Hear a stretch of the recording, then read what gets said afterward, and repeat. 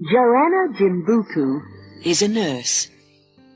She lives and works in North Australia. Her boss is Bob Mills, a flying doctor. He and Joanna go everywhere in the Bluebird, Bob's plane. One morning in August, Joanna answers the phone. "Hello," she says. "Dr. Mills' office?" Then, "A baby. Yes, I see. And you're in Woomera. Okay. We can be there in half an hour." 5 minutes later, Joanna and Bob are in the Bluebird. "How old is this baby?" asks Bob. 18 months, says Joanna. After a moment, Bob looks at her. "Woomera's near your hometown, isn't it?"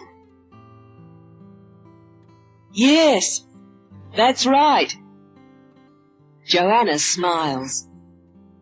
"It's a very small place." She looks out of the window. "There it is," she says. "Can you see? Between those trees and the river." Down on the ground, 8 or 9 people are waiting for the flying doctor. They take him and Joanna to a small house. The baby's mother, Jane, is inside it.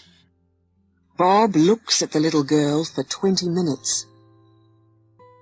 Then he says, "I'm sorry, but Mary is very, very ill. It's her heart. She must go to a hospital in Sydney." "Sydney?" says Jane. "Yes." Bob puts his hand on the woman's arm. "But it's okay. You can go with her." Jane looks sad. "How? I've got 6 other children. I can't just leave them." Suddenly, Joanna has an idea. "Wait a minute," she says. "Why don't I go to Sydney with Mary? After all, I'm on holiday for 2 weeks after today." "Good idea," says the flying doctor. They look at Jane. "Okay," she says. 24 hours later, Joanna arrives in Sydney for the first time. 2 nurses are waiting at the airport. They drive her and Mary very fast to a big hospital. Then they take Mary into room 308. A doctor's waiting there. "Hello," he says. "My name's Paul Griffin." Joanna smiles at him. "Hello." Then she asks the nurses, "Can I help?" At 6 o'clock, she and Paul drive to his house. There, Joanna meets Paul's wife, Fran. She meets their daughter, too. Her name is Polly. After dinner, Paul shows Joanna to her room. Joanna sits on the bed. "Is Mary gonna be okay?" she asks.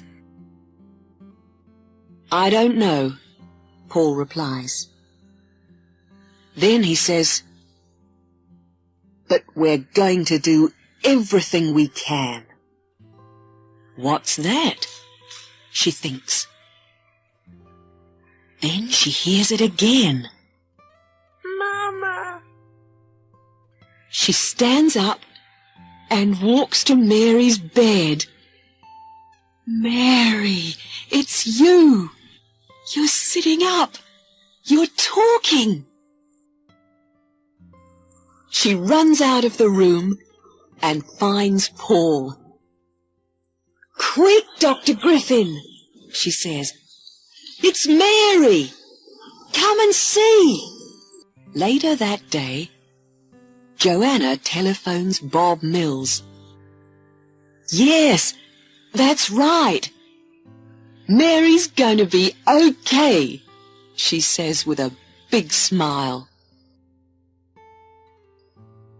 I can bring her home next week.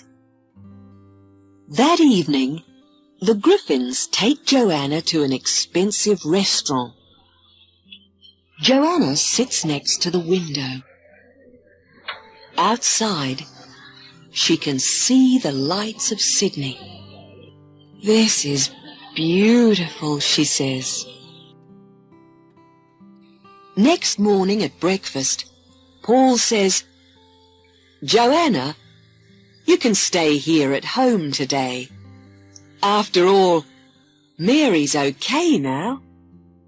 No thanks, says Joanna. I want to be with her. At the hospital, Paul sees Sister Clark.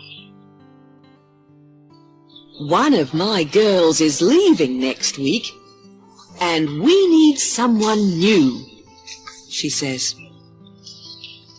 What about Joanna Jimbuku?